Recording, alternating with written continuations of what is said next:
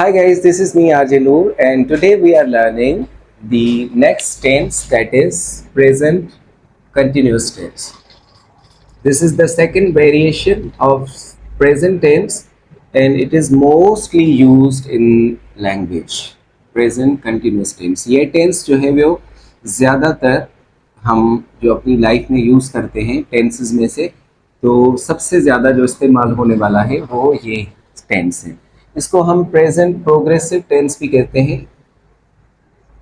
आप जो भी कहना चाहें, प्रोग्रेसिव कहें या कंटिन्यूस कहें, जो भी आप कहना चाहें वो आपकी मर्जी है। इसके दो नाम हैं। अब प्रेजेंट कंटिन्यूस टेंस क्या शो करता है? हमने पिछली वीडियो में सिंपल प्रेजेंट को डिफाइन किया था कि वो एक ऐसी चीज़ के बारे में बताता है कि जो हम रूटीन वाइज करते हैं, रिपीट होती है। लेकिन ये क्या है?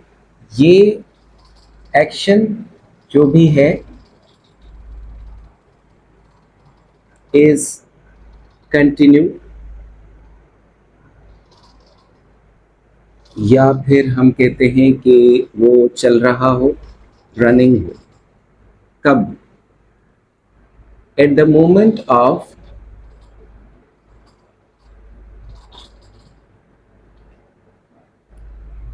ऑफ स्पीकिंग,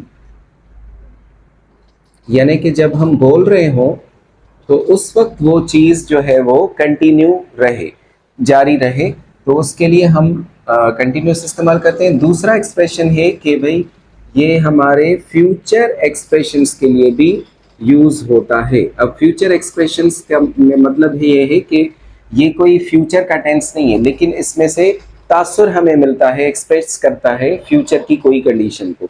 सबसे पहले हम कंटिन्यू और रनिंग वाले जो फॉर्मेट है उसको समझने की कोशिश करेंगे, लेकिन उसके पहले हम सेंटेंस फॉर्मेशन या वर्ब फॉर्मेशन जो हम इसमें यूज़ करते हैं। सब्जेक्ट के बाद हम इसमें हेल्पिंग वर्ब इस्तेमाल करते हैं, यानी auxiliary verb is, am, are, यानी कि जो भी हमारा सब्जेक्ट आएगा उसके हिसाब से हम ये चेंज करते रहेंगे। उसके बाद वर्ब का हमेशा इंग फॉर्म आएगा, यानी अगर प्ले होगा तो प्लेइंग, रन होगा तो रनिंग, और राइट होगा तो राइटिंग। अब ये क्या चीज़ है कि भाई जो चीज़ हम उस वक्त देख रहे हो या उस वक्त कंटिन्यू हो, जैसे अभी मैं आपसे बात कर रहा हूँ तो इसको हम कंटिन्यूस में कैसे लिखेंगे? आई एम, या फिर हम कह सकते हैं कि मैं अभी आपको सिखा रहा हूँ, आई एम टीचिंग यू, मैं आपको सिखा रहा हूँ। टीचिंग यू, कुछ भी सिखाऊं, मैं अभी इंग्लिश सिखा रहा हूँ। तो यहाँ पर देखिए हमने आई के साथ एग्रीमेंट किया है एम, और उसके बाद वर्ब का इंग फॉर्म एज इट इज दिया है। आप मुझे देख रहे हैं means you are watching me. अभी जो आप काम कर रहे हैं तो वो ये है कि भाई आप मुझे देख रहे हैं, या फिर हम कह सकते हैं कि ये वीडियो यूट्यूब पे चल रही है। This video is running on YouTube. तो अभी आप ये काम अपनी जो लाइफ है उसमें at the moment of speaking, अभी जो हम एक दूसरे से बात कर रहे हैं कि तो ये काम हम देख रहे हैं कि ये हम कंटिन्यू वो उस वक्त देख रहे हैं और वो हो रहे होते हैं। I am teaching you English, you are watching me, and this video is running on YouTube. तो ये सिमल्टेनियसली तीनों काम एक ही जगह पर हो रहे हैं। इस तरह से बहुत सारे और एग्जाम्पल दिखते हैं जिसमें से हमें ये तासुर बन जाएगा कि भाई उस वक्त वो चीज़ चल रही होती है। जैसे मैं अगर बाहर जा रहा हूँ तो वहाँ पर मैंने देखा कि भाई द चिल्ड्रन या द बॉयज़, कोई भी जो भी आप लिखना चाहें, वो क्या कर रहे हैं? Are playing.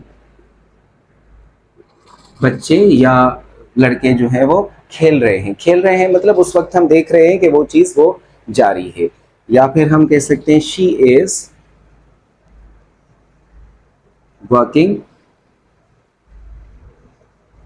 On the project. वो अपने प्रोजेक्ट पे काम कर रही है, मतलब वो उस वक्त कर रही है जिस वक्त हम बात कर रहे हैं, या फिर उस वक्त कर रही होगी जिस वक्त हम बात कर रहे होते हैं। या हम कह सकते हैं we are through these videos और YouTube channel we are learning English. हम लोग इंग्लिश सीख रहे हैं मतलब ये चीज़ हम देख रहे हैं कि उस वक्त कंटिन्यू है। तो इस तरह से जो भी चीज़ है हम जो भी उस वक्त जब हम बात कर रहे हैं तो उस वक्त जो भी चीज़ कंटिन्यू हो या रनिंग पोजीशन में हो तो उसको हम प्रेजेंट कंटिन्यूस में इस्तेमाल करते हैं। उसके लिए हम इज एम आर और वर्ब का इंफॉर्म इस्तेमाल करते हैं। या फिर हम फ्यूचर एक्सप्रेशन के लिए इस्तेमाल करते हैं। जैसे अब फ्यूचर एक्सप्रेशन जाहिर सी बात है इसमें कोई फ्यूचर का ही तासुर आएगा तो उसको हम टाइम पे मेंशन करेंगे। He is leaving for his village, वो अपने गांव जा रहा है। कब जा रहा है? अब इसमें से दोनों तासर मिल रहे हैं कि वो हो सकता है अभी जब हम बात कर रहे हैं उस वक्त जा रहा हो या फिर फ्यूचर में जा रहा हो, तो वो हम एडवर्ब में डिफाइन करेंगे। ही is living for his village अगर हम लिखते हैं नाउ तो वो उस वक्त जा रहा है, हम देख रहे हैं। अगर मैं कहूं इसी सेंटेंस को ही is living for his village next week, अगले हफ्ते वो अपने गांव जा रहा है। अब गांव जा रहा है अगले हफ्ते मतलब वो जाएगा। तो इस तरह से हम ये एक्सप्रेशन करते हैं। वी आर सेलिब्रेटिंग, किसी का भी बर्थडे है, we are celebrating the birthday party, या फिर पार्टी लिखते हैं पार्टी टुनाइट, आज हम पार्टी सेलिब्रेट कर रहे हैं मतलब हम करेंगे। ठीक है, इस तरह से हम लोगों से पूछते हैं कि भाई आज रात तुम क्या कर रहे हो, तो ये भी हम कंटिन्यूस में ही पूछेंगे। What are you doing after supper, आप रात के खाने के बाद क्या कर रहे हैं। क्या कर रहे हैं मतलब ये हम पूछ रहे हैं कि वो क्या करेगा। तो इस तरह से हम ये कंटिन्यूस का एक्सप्रेशन फ्यूचर के लिए भी इस्तेमाल करते हैं, लेकिन उसमें हमें टाइम मेंशन ज़रूर करना पड़ेगा ताकि ये कन्फ्यूजन जो है वो दूर हो जाए कि आया वो चीज़ उस वक्त की कंटिन्यू है या फिर फ्यूचर का कोई एक्सप्रेशन है। ज़्यादातर हम जो एडवर्ब्स इसमें इस्तेमाल करते हैं वो ये हैं। जैसे हम लिखें कि भाई नाउ, अभी कोई चीज़ हो रही है, या फिर एट प्रेजेंट यानी कि हाल में कोई चीज़ हो रही है। एट दिस टाइम, इस वक्त वो चीज़ कोई हो रही है। या फिर प्रेजेंटली। इस तरह से बहुत सारे एडवर्ब हैं जो कि कंटिन्यू फॉर्म दिखाते हैं, कंटिन्यू फॉर्म शो करते हैं कि वो उस वक्त कोई चीज़ जारी हो रही होती है। अगर कोई फ्यूचर का टाइम लग जाएगा तो वो फ्यूचर एक्सप्रेशन कहलाएगा।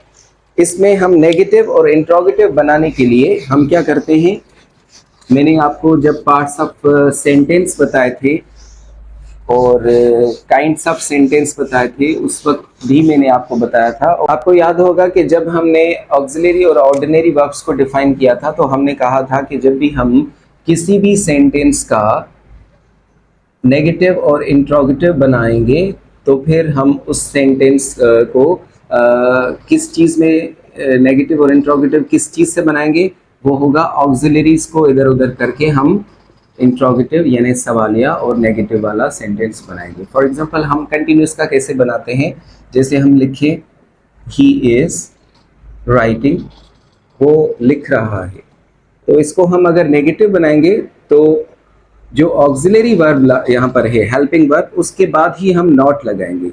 He is not writing.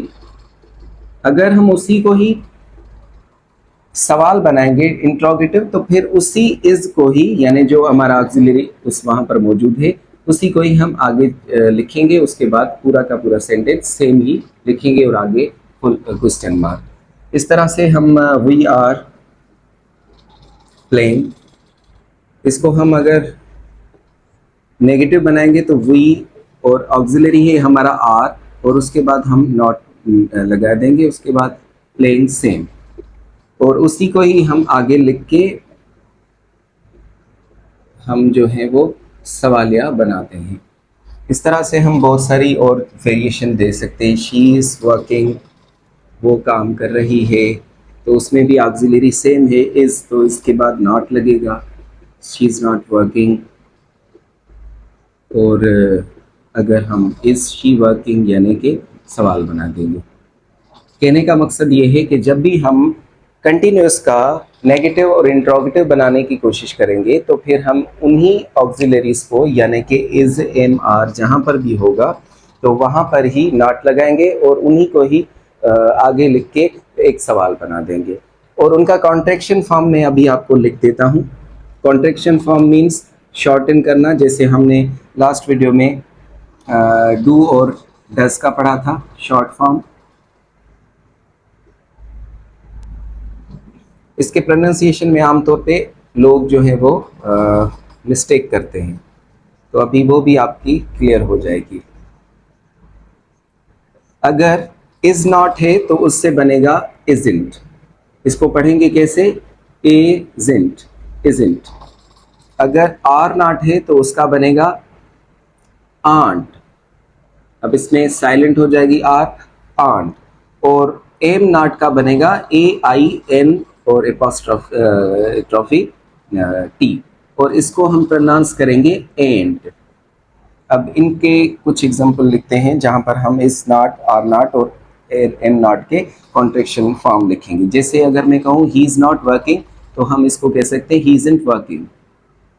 ये ज़्यादातर स्पोकन लैंग्वेज में यूज़ होते हैं। जब भी हम कन्वर्सेशन की तरफ जाएंगे तो वहाँ पर आपको ये क्लियर हो जाएगा। दे आर नॉट अगर लिखते हैं तो दे आर्ट प्लेइंग।